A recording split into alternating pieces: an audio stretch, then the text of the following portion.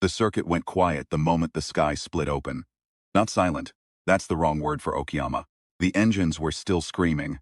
40,000 RPM of organized violence pouring through the revolver straight. The crowd was still pressed against the barriers, still clutching their programs, still eating overpriced takoyaki from the vendor stands. But underneath all of it, something changed. A frequency no instrument was built to catch. A pressure behind the eyes, like the start of a migraine, or the moment before a storm breaks. Race controller Harib felt it in his molars. He was standing at the window of race control, 3 floors above the pit lane, watching the timing screens with the same expression he'd worn for 30 years, composed, alert, already calculating the next problem before the current one arrived. His coffee had gone cold. It always went cold. He never noticed. Horibi-san.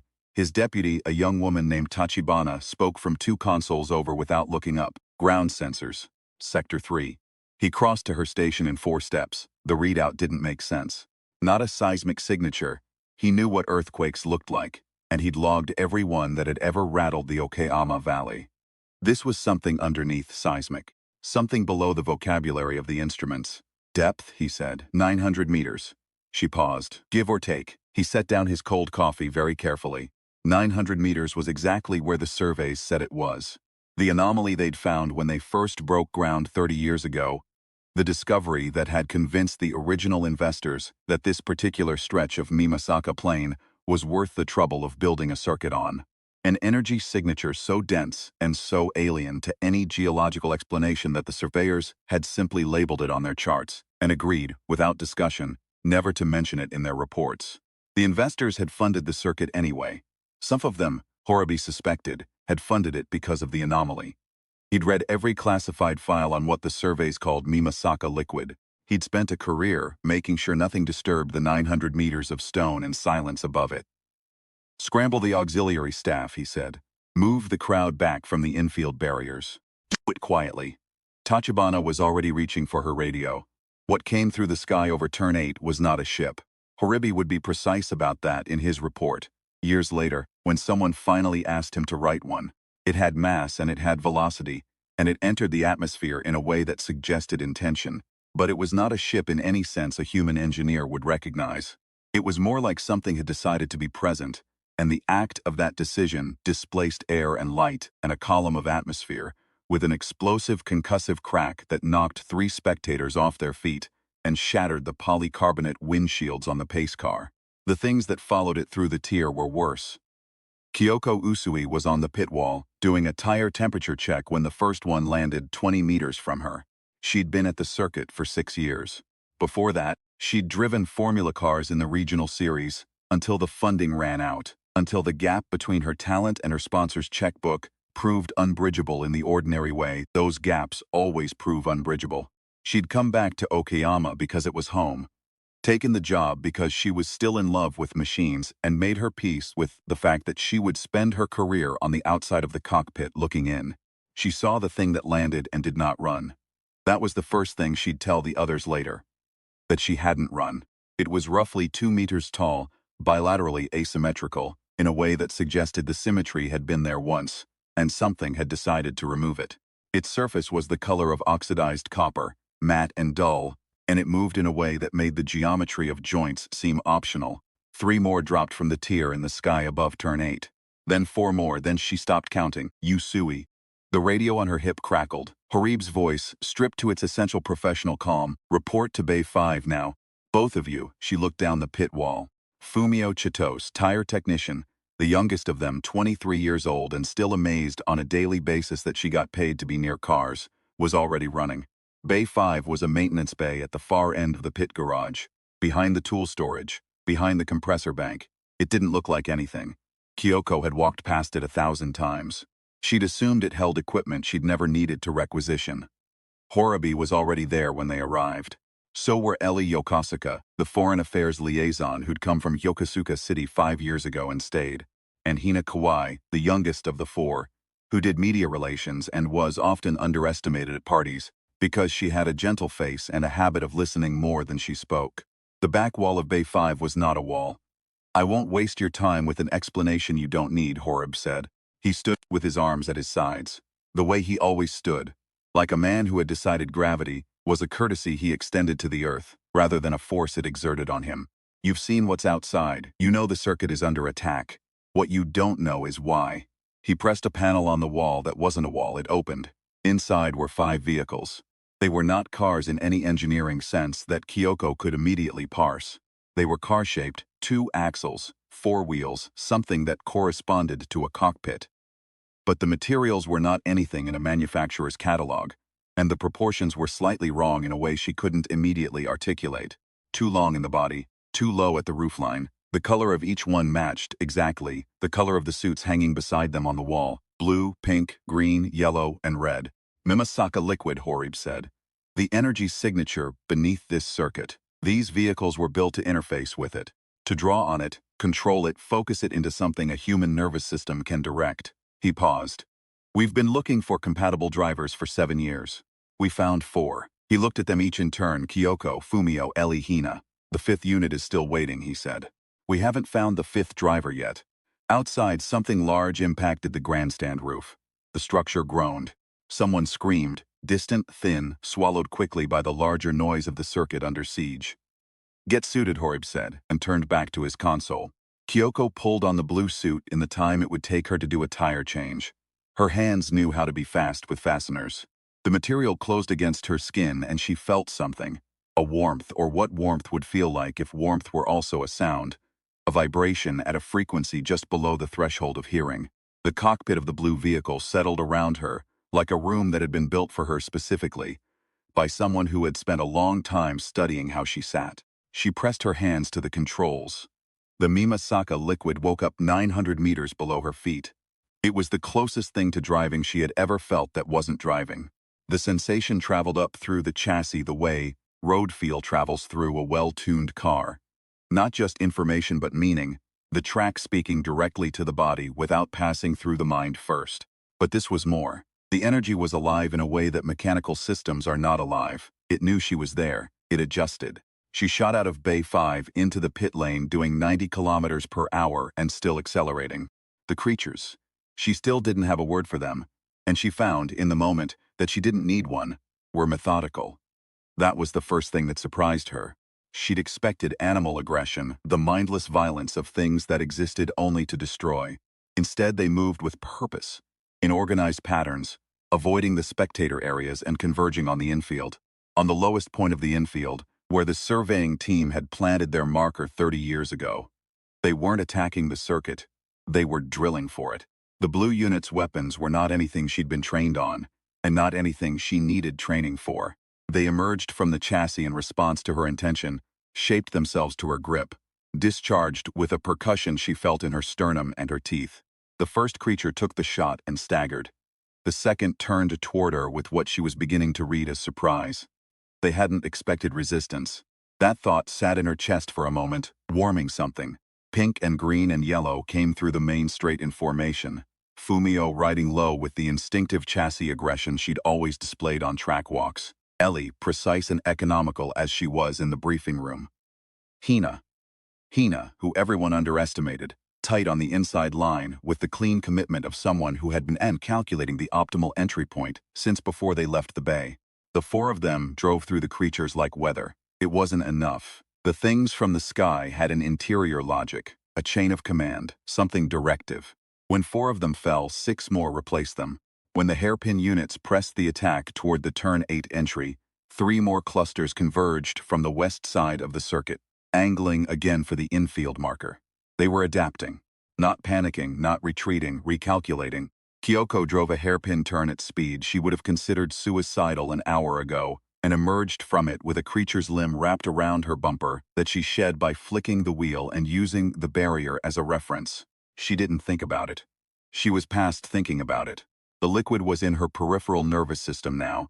The vehicle was an extension of her body, and the circuit she had known since she was 19 years old, and learning to love things that didn't love you back, was speaking to her in a language made of asphalt and elevation change, and the exact coordinates of 30 years of accumulated institutional memory. She could feel the other 3 drivers the same way she could feel the track. A warmth at her left side, Fumio, pressing through Sector 2. A steadier warmth behind her, Hina, holding the defense at the main straight. A cooler, precise presence to the north. Ellie, running intercept on the western cluster. The red unit sat in Bay 5 with its cockpit sealed and its systems at standby. Over the radio, Horeb said very quietly, "Tachibana, where's the girl from the timing tower?" Azumi Shibukawa had taken the job at Okayama 6 months ago because she'd needed somewhere to be that wasn't the city she'd left. She was 27. She'd been the fastest junior kart driver in the Kinki region for 3 consecutive years. She'd won 2 championships and finished second in the national series. And then she'd walked away from all of it on a Tuesday morning in October without telling anyone why. She'd told herself she was done with speed. She'd told herself she'd moved past it. She was watching from the timing tower window when the sky split open and discovered, with the particular clarity that comes at moments of absolute honesty, that she hadn't moved past anything. She was standing at the window with her hands on the glass, watching a blue vehicle take a hairpin turn at 130 kilometers per hour, in pursuit of something that should not exist, and she was not afraid. She was furious that she wasn't in the cockpit. Horobin found her on the stairs of the timing tower, already heading down. He didn't explain. He handed her a red suit and stepped aside. The cockpit of the red unit closed around her like an answer. 900 meters below the circuit, the Mimasaka liquid crested. She felt it the way you feel the moment a wave lifts you, the particular surrender of it, and the particular power. The systems online in sequence, each one presenting itself to her awareness with the deference of something that had been waiting for the correct hands. The engine, or what served the function of an engine, spoke in a frequency she recognized from the cart tracks of her childhood. Not because the technology was the same, because speed, she understood in that moment, has a sound that is always the same sound. In any machine, in any era, at any depth of any world, she launched. The pit lane was chaos, and she cut through it on instinct, reading the gaps the way she'd read gaps in junior formula. The way she'd read the narrow corridor between a concrete barrier and a spinning competitor's car, at 110 kilometers per hour, when she was 16 years old, and should have been afraid. The creature blocking the main straight exit saw the red unit coming and did not move. And she drove through it the way you drive through a standing puddle. Committed, eyes forward, already thinking about the next corner. She found them in Sector 2. 4 of the things, organized in a rotating formation around the marker at the lowest point of the infield, doing something to the ground that was not drilling in any mechanical sense, but was undeniably extraction. The energy signature on her readout was flickering at the edges. They were getting close. She didn't slow. Blue fell in beside her from the east, pink from the west, green and yellow from the north, running a line along the circuit wall that Kyoko would later describe. In a briefing debrief she didn't expect to give, as the single most committed driving she'd ever witnessed from someone who had never driven competitively. The 5 units ran the formation that the circuit itself suggested, because Okayama, with its 2 hairpin curves, its long revolver straight, its technical final sector, had a geometry that was also a tactics manual. They'd all driven this circuit in their minds for years. They knew where the pinch points were. They knew which corners could be used as leverage and which as bottleneck. They drove the creatures into the circuit's own architecture and took them apart. It was not clean. It was not elegant. There were moments of sheer weight. The mass of these things, the force they could absorb before yielding, that required all 5 units to consolidate into a single vector, to combine the liquid's output into something that registered on whatever scale the creatures used for threat calculation. Kyoko took a hit that cracked the left side of her cockpit and rerouted 3 of her primary systems through the backup network automatically, the unit compensating without her asking it to. Fufumio drove with one arm for 40 seconds after something wrapped around the cockpit's right side, hard enough to shear the external manipulation arm. Drove with one arm at speed through a hairpin curve, and didn't come out wrong side of the track. Ellie held the western cluster alone for 90 seconds, while the others converged on the extraction point. 90 seconds that required her to use 4 different lateral directions, in a space the size of a tennis court, and never give an inch. Hina was the one who found the frequency. It was the kind of thing that required a particular type of attention, not the focused, forward-directed attention of a driver in full attack mode, but the broader, more ambient attention of someone who had spent years in media relations, learning to read the subtext of a room. Hina listened, and what she heard, underneath the violence and the noise and the liquid's rising chorus, was a pattern in the creature's movements, a rhythm. They were responding to something, A signal from the mysterious figure who had arrived with them. A man who stood at the northern edge of the infield and directed the operation with absolute stillness. He had not moved since he arrived. He had not been touched. His stillness, she realized, was not confidence. It was coordination. He was the signal. She told Kyoko. Kyoko told Izumi. The red unit was already moving. The man saw it coming. He had the particular quality of someone who has calculated every variable and still found himself facing a variable he did not include in the calculation. He stood his ground. That, Izumi thought, was the difference between his intelligence and a human being's stubbornness.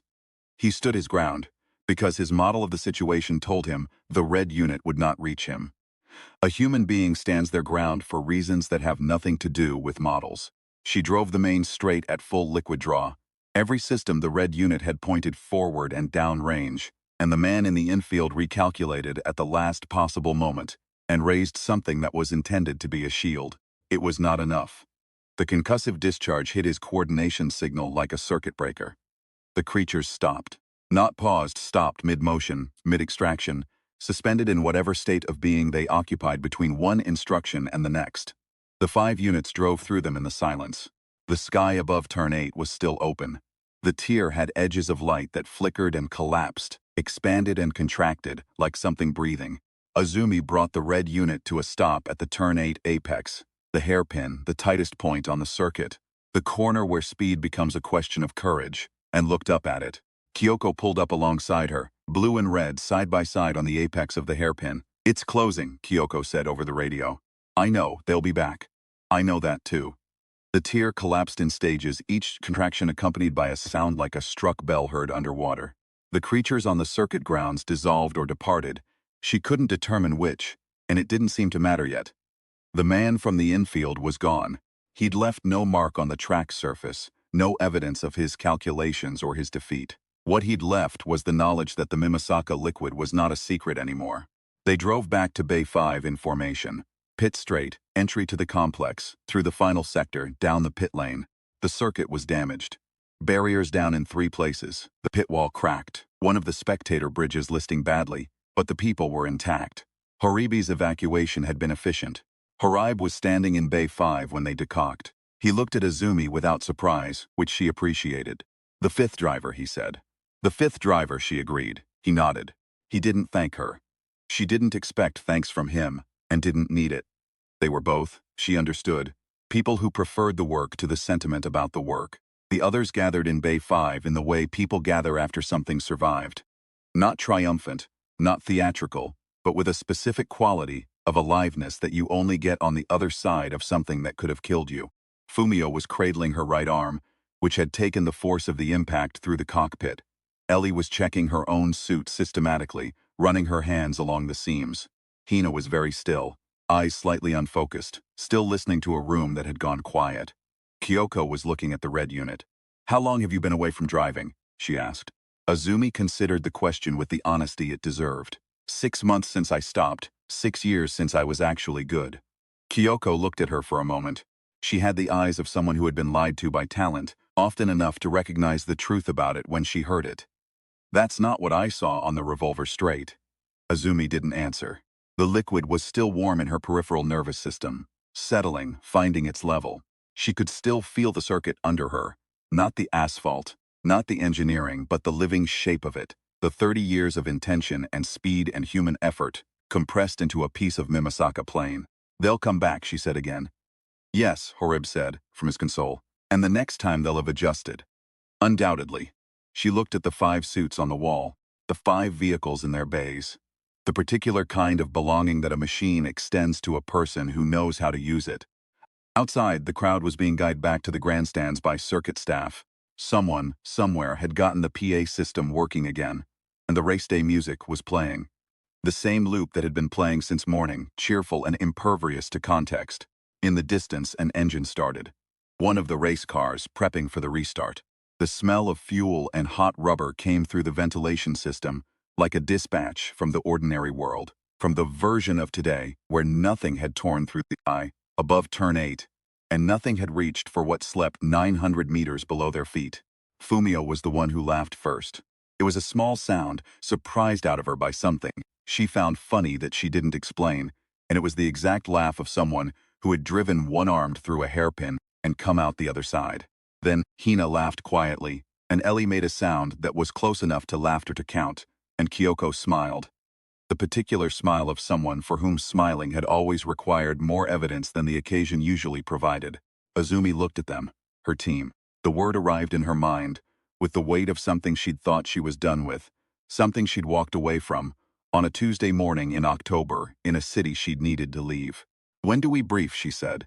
"Now," Haraib said. He pulled up the readouts. The liquid signature was stable for the moment. The tier in the sky above Turn 8 had closed completely, leaving no scar on the visible atmosphere. But the sensors were still reading residual signatures at the perimeter. Not the creatures themselves, but the shadow of their passage, the electromagnetic ghost of things that had been present and intended to return. Horby began talking in the voice he used when he expected to be listened to carefully, and all 5 of them listened carefully. And somewhere below them 900 meters of Mimasaka liquid held its breath, and waited for whatever came next. Patient as geology, as old as the circuit's foundations, as ready as it had always been for the hands that knew how to hold it. Outside, the race resumed. It always resumed. That was the thing about racing circuits, about the people who dedicated their lives to them. The capacity for normalcy in proximity to speed and danger was not numbness. It was practice. The crowd settled back into their seats, and the marshals returned to their posts, and the cars went back to their formation laps. And the announcer's voice resumed its cheerful inventory of sector times and gap to leader. And none of it was pretense. All of it was the deeply human act of continuing. Kyoko stood at the window of Bay 5 and watched a car take the hairpin. A real car, a race car, set up for the track and driven by someone who'd qualified for their position on merit and adrenaline, and felt the pull of it in her hands. Not loss, not longing in the ordinary sense. Something more specific. The knowledge that speed was still out there. That it had always been out there. That all the ways of being near it were still worth something. She'd thought that was the consolation prize. She understood now it was something else. Behind her, Azumi was studying the circuit map on Haraib's secondary screen, tracing the sector lines with one finger, not speaking, just reading the track the way you read a place you intend to know very well for a very long time. "Blue," Azumi said, without looking up. Kyoko turned from the window. "The hairpin entry. What's the reference?" Kyoko thought about it. "The pit wall edge in the far barrier." Azumi nodded, still looking at the map. "I would have used the grandstand roof. The grandstand roof collapses in rain." A pause. "Good to know." They would argue about it, Kyoko suspected, for as long as they were doing this.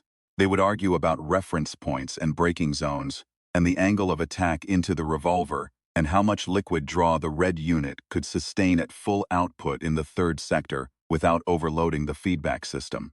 They would have that argument every time, and it would always be exactly the right argument to have, because it was the argument that kept the circuit alive.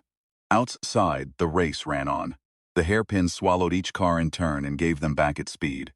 The sky above Turn 8 was clear, for now.